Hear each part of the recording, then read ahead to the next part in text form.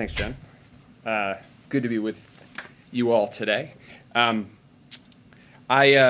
just at the top wanted to make a couple of points about of context on our current economic situation, and then happy to take questions that you have. So 4 quick points. First is the context on our economic recovery. We've learned, based on data that we received over the last several days, that in 2021, our economy experienced the largest single drop in the unemployment rate on record in the history of the country, down to 3.9%.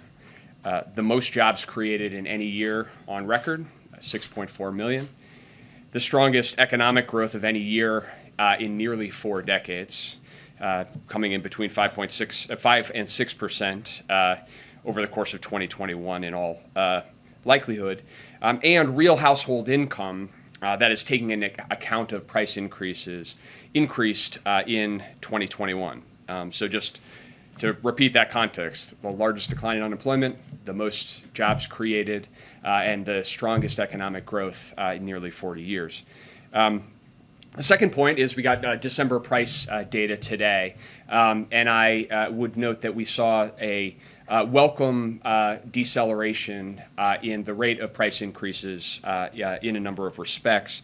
In the headline price increase data, we saw a decline month to month to 0.5%, down from 0.8% in the month before.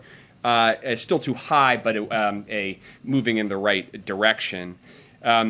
As I think I say every time here, and if I don't, it's a mistake, we never index too heavily on any individual 1 month of data in any direction.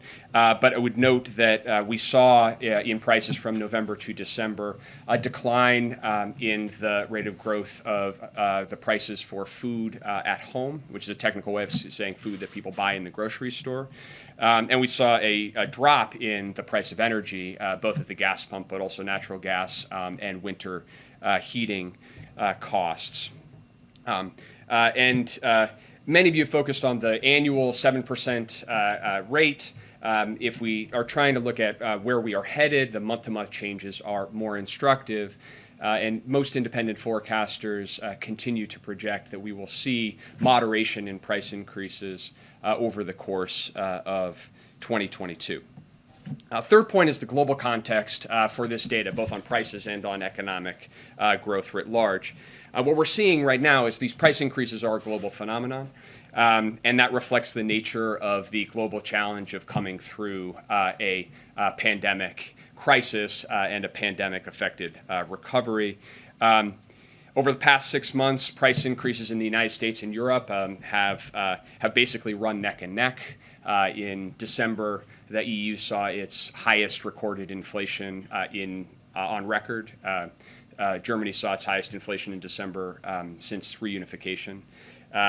And so while there are differences but country by country, this is a global phenomenon and driven by these global issues, which comes to the fourth point, which is given the unique strength of the United States economic recovery, overall growth, as well as the labor market, we are well positioned to attack the challenges of prices and costs head on. And that's exactly what the president and this administration are doing. And it's his principal focus when it comes to the economy.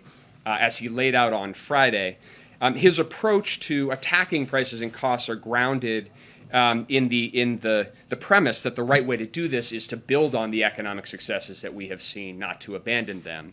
And that really means, with respect to what we in the administration and Congress can do, is to focus on how we can expand the productive capacity of the economy, how we can make sure that our economy can produce more goods and services more cheaply and easily across the country, get more people working, and get to the strong, sustainable growth that we are beginning to see. And if we can address these present challenges, we'll hopefully see going forward. The president's outlined a very specific three-part plan to do that around unsticking supply chains, protecting consumers, and promoting competition, and trying to actually reduce directly some of the most significant costs that Americans' families face. And obviously, key elements of the Build Back Better framework go directly at that issue. And so I'm happy to talk about the policy details behind that plan in general, but I think just to summarize, we have historically strong economic growth and labor market outcomes. We saw some welcome deceleration, but price increases that are still too high. Decidedly a global phenomenon happening everywhere, but we in the United States are uniquely well positioned against that challenge, and that's the president's focus. All right, Jeff. Brian, thanks for coming today. The White House and other economists last spring and fall were talking about inflation being transitory, and I think at least the expectation when you were talking about it last spring was that it was going to be well taken care of by now. What did you get wrong? What did economists writ large get wrong? And why should Americans be confident when you say prices are going to get better later this year? So I think that if we look at the situation earlier in the year, a number of projections and forecasts have come out differently than we anticipated. If you look at employment, for example, virtually nobody was projecting that we would see unemployment fall as quickly as it has, and get to 3.9% by the end of this year. That's 4 years faster than the median forecaster. And so I think we've seen a number of unanticipated outcomes. When it comes to prices, what we have said consistently, focused consistently, is that this is a global phenomenon. It is connected to the pandemic and the issues that that has raised. Certainly, the supply chain challenges that have evolved over the course of time through the Delta variant and over the course of the fall have been issues that we've had to go and tackle head on. But I think that the nomenclature aside, we find ourselves in a position now where we're looking forward, and most forecasters are projecting that the price increases will moderate. Our focus here is looking at what are the concrete, practical steps that we can take to try to help ensure that outcome and try to help accelerate relief where we can, where we appropriately can. So when it comes to something like the supply chain challenges, those manifested more significantly than people were anticipating over the course of the summer and early fall, both because of COVID factors, but also buying behavior of major retailers and major freight movers. And so we went into action over the course of the fall to try to help address those issues and the bottlenecking we were seeing at ports. Made very significant progress on that, 40% decline in the amount of time that a container is sitting at the dock. And at the same time, we still have work to do on that front, which is why even this month we're going to take additional steps with ports across the country to set up inland locations to move products and impose new fees on empty containers that are sitting idle at our ports. So we're going to stay at that and other issues, and we believe that that's the best way that we can, again, help to expand the economy's capacity to deliver goods and services to the American people. But is it the supply chain then essentially that is the reason for the incorrect forecast 10 months ago? Look, I think that our focus now is on assessing where we are and trying to address the issues in front of us in an effort to try to accelerate the course of the recovery. As I said, this has been a unique year on a lot of accounts. And so we find ourselves in a uniquely strong economic position on a number of counts, and we've got price increases that we need to tackle, and that's our focus. Thank you, Jen, and thank you, Brian, for being here. I have a quick question on some of the practical matters that you've talked about. Are you taking any steps to help people afford food, despite the figure that you mentioned that month to month the prices have gone down? My colleagues are reporting about how people are finding shortages on the shelves, how the stuff that is there is more expensive. Is there anything you can do to help families pay for that food? Well, I would say a number of things. One is when the president came into office, he prioritized early passing the American Rescue Plan. the American Rescue Plan has historic investments in actually addressing food insecurity for people who couldn't afford food. As a result, we saw hunger in the United States decline in 2021. It also included the child tax credit, another resource that are going directly to families to help address the typical costs that they face on a monthly basis. And as a result, we saw child poverty fall by 35 to 40% in America over the course of 2021. We saw, as I mentioned, we saw some welcome deceleration in the increase in the cost of food this month, and we're going to keep focused on those ways that we can address the typical pocketbook issues that the American people face. And this is one of the issues why the core economic logic behind the president's, behind the Build Back Better plan is important in this context. Because for working Americans who are benefiting from a strong labor market and more job opportunities, but also struggling with costs not only of food, but costs of childcare or the costs of health care.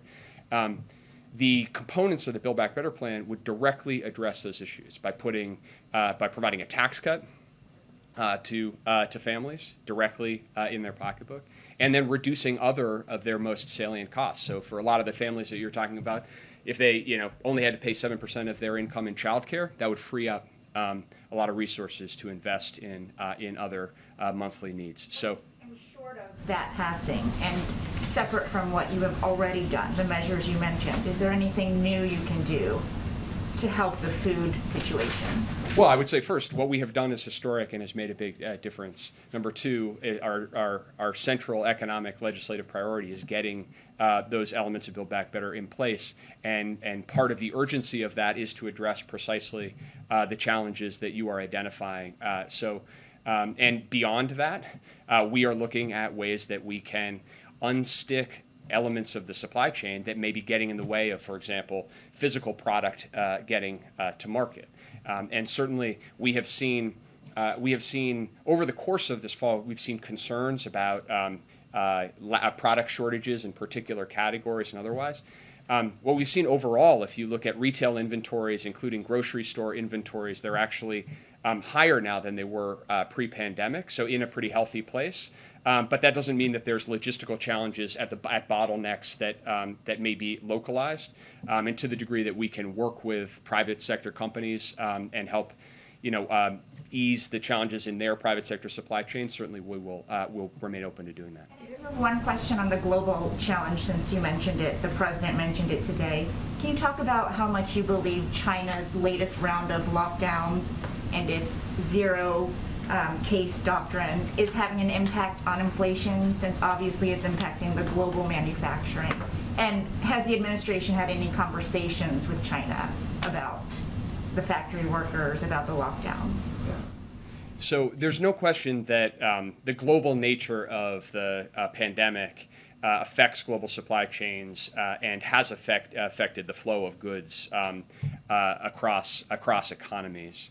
One of the things that we did earlier this fall was actually set up what we call an early warning system, working with a number of our American companies that rely on sourcing input components or products from Southeast Asian countries to identify where there might be COVID outbreaks in those countries. And work with the State Department and USAID and the CDC on the ground in those countries to do what we can to actually help to stabilize the situation and reduce the potential impact of a shutdown or a lockdown or otherwise. With respect to China specifically and the current moment, we're monitoring it very closely as we assess the issue today. The lockdowns are most likely to have the effect isolated in China because the production facilities in those geographies are principally suppliers to the Chinese market. But the situation is fluid and ongoing and something that we're monitoring in real time and working across the interagency, including the State Department and the CDC, to try to keep a handle on. Thank you. Brian, respecting that you said that prices are expected to moderate in the months ahead, Americans right now at the start of 2022 are setting their budgets. They're trying to figure out how much things are going to cost them, for themselves, and for their families. How much longer should Americans expect that they'll be paying these inflated prices? So what I can say is that in the context of a strong economy, most independent forecasters expect these prices to moderate over the course of 2022, and that's consistent with the administration's view. And you have a president and an administration that's waking up every day and thinking about the practical actions we can take to try to help accelerate that. Protecting, unsticking supply chains, protecting consumers, make sure that consumers aren't being taken advantage of in a moment of uncertainty. So for clarity, that means by the end of 22 it's moderated, or we're kind of back to where we were before this by those projections? Well, if you look at the projections by independent forecasters, then you see moderation over the course of 22, and you get back to you get back to levels that are closer to pre-pandemic normal. But I think that in the short term, in the immediate term, I think we'll focus on the practical steps that we can take. Working with Congress, encouraging Congress to take practical steps that would have real concrete impact for those families in their lives right now, and delivering in practical, concrete ways. And I think that as we have seen with what we were able to get done in 2021 to deliver that type of relief directly to families, that can make all the difference, and that can really help to bridge this gap for families, and also help to get more people to work. That we continue to face real challenges where parents and other caregivers in this economy want to get back to work but are held back because of the cost of actually finding a quality way to take care of a kid or take care of an elderly parent. That's compounded by the pandemic, and us acting now to help address those costs for families would not only provide some peace of mind to those families. If every American family with kids knew they weren't going to pay more than 7% of their income in childcare, that would be a big weight off their shoulders. It'd also be a big benefit to the labor market by allowing more people to work as productively as they choose to. Thank you. Hi, thank you. You mentioned the port measures you're taking, setting up these off-site areas. Can you talk a little bit more about that and the dwell fees? They've had that on hold for weeks at Port of Long Beach and Port of LA. Are you talking about imposing a dwell fee on other ports? In other words, can you give a little more detail on what you're talking about? Sure. Sure. We're going to go a little deep on ports, but this is exciting for me. No, it's good. I'm thrilled.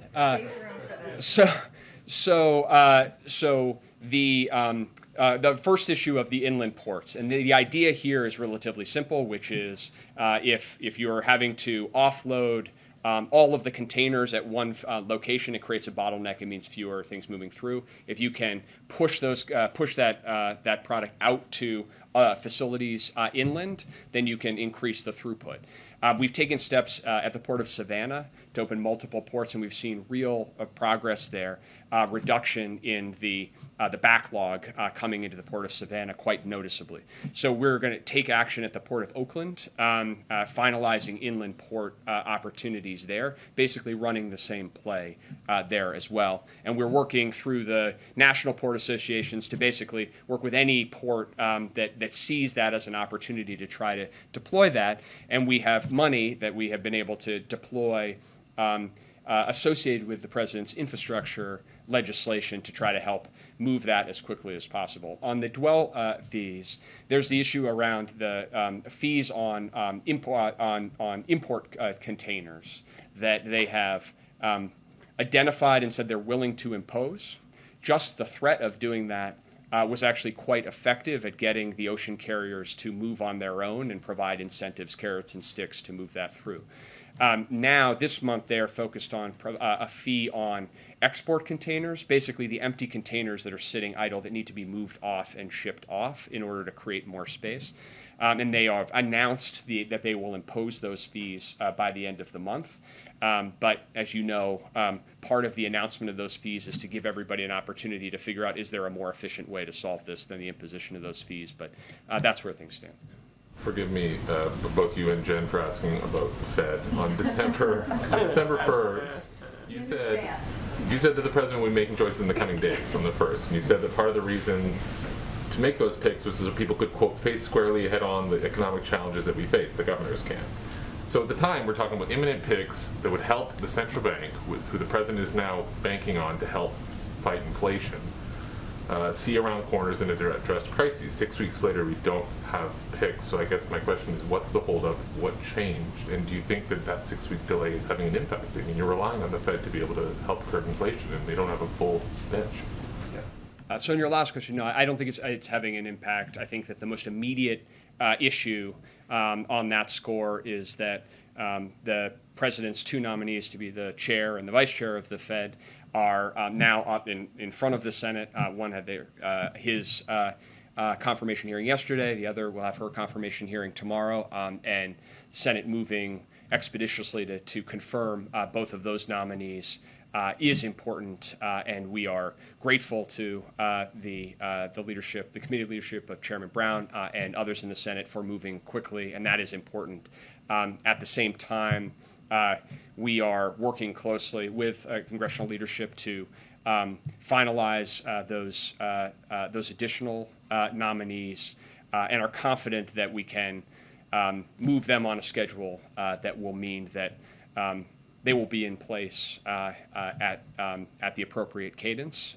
So I don't have any news for you today about that personal announcement, but Is inflation like a ball game when you're making these considerations in terms of considering particular candidates one against the other, or is it part of a range of factors?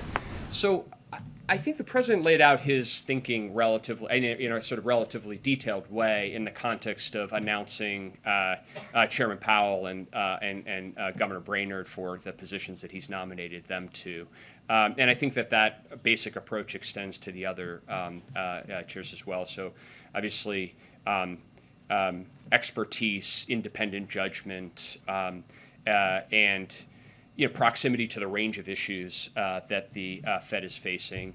Obviously, central among them is charting a course of monetary policy that sustains the strength of recovery and achieves the dual mandate while making sure that prices are not entrenched, but also facility with other, front and center issues like financial regulation and the financial threats associated with climate change. Mary and Simon, and then we'll have to wrap it up. You mentioned that you expect prices to moderate over the course of the year, but how worried are you that consumers and businesses are starting to expect inflation is here to stay and will act accordingly, especially as many workers aren't feeling any increase in wages due to the increase in prices? So it's a concern, and it's why you heard the president on Friday reinforce that the Fed should and needs to have the independence to act to make sure that prices don't become entrenched. I would say that if you look at the market, you haven't seen a noticeable move in long-term inflation expectations as of recently, and so it's a concern, but it's also part of why we think that acting in the way that we've laid out and respecting the independence of the Fed is the right approach. And I think that for typical people who are working and thinking about their household budgets, for many of them, they've never seen a labor market that offers as many job opportunities as they have right now. For people in the bottom 40% of the income distribution, wage increases are up at historic levels, which creates new opportunities. And for many people, they are taking this opportunity to start new businesses and innovate. We've seen the rate of new applications for small businesses increase by 30%, and that's an opportunity for those people and the people that they will employ, but also a real driver of innovation and a signal of the health and the kind of economy and economic growth that we can drive if we keep at this. And the last thing I would say is that for those typical folks sitting around the kitchen table thinking about this coming year, the largest single costs that families face are healthcare, childcare, the cost of a home, and we have concrete, practical, straightforward ways to deliver relief on those costs and to do so in a way that wouldn't add to aggregate demand, wouldn't create an inflation concern, would be fully paid for across time. And in fact, the principal long-term economic impact would be to expand our economy's productive capacity by getting more people into the workforce. So that's why, our focus and our work on Build Back Better continues. And I guess we will leave it there. Oh, no, we have one more. Okay. On Build Back Better, would the White House support adding a work requirement like Senator Manchin has discussed to the child tax credit as part of the package? So I think the president has spoken to the importance of the child tax credit and his views on that topic. I would say that if you look at the child tax credit itself, 97% of the recipients of the child tax credit are working, and among the remaining 3%, the majority are grandparents or people with disabilities. So I think that you have a tool that is delivering relief to working families right now. And in fact, what we've seen over the course of 2021 is that as that tax cut was delivered to families, we actually saw labor force participation and the employment to population ratio increase, meaning that we saw more people get into the workforce. And that's consistent with evidence historically and in other countries where they have similar child allowances, where you see no evidence of a negative impact on labor force participation, and in some cases a positive impact because it frees people up to work more. So certainly the president is focused on how to get more people working and make sure that that people have opportunities in this labor market, and the child tax credit is actually a very well-designed tool to do that. It sounds like at a minimum the White House doesn't think it's necessary or it's redundant or as part of the package. Yeah, certainly the child tax credit operates in a way that goes to working families and does not create any disincentive for people to work, and if anything would help more families and more people get into the labor market. All right, Can thank I you, ask Brian. more about the global phenomenon? All right, kick it out. All right, last one, Raquel, on his way out. Thank you so much, Brian. What do you make of statements that the pandemic will not be the #1 public enemy for the global economy this year, but will be inflation, and how central banks around the world could be the #1 enemy of the global economy? How central banks respond to inflation and inflation? Well, what I'd say to that is they're interlinked, and that has been true and has been a feature of our economy and our economic recovery for the last year and a half. To the first question, that the more effective we are as a global community, as a United States and as a global community, at working to contain this pandemic, get it under control, reduce the impact on people and on individual health, but also on economic operations and supply chains and otherwise, the more quickly we can normalize supply chains and address the price increases, which are decidedly a global phenomenon. So I don't think that I don't think it's an either or. I think that there is an urgent and compelling priority to address the COVID pandemic globally, which is why you see this administration and the president acting across the board, from vaccines to the other support that we're providing globally, and that the more effective we are at doing that, the more runway we'll provide for the global economy to grow while mitigating price increases. All right, thank you, Brian Deese. Thank you all. Okay.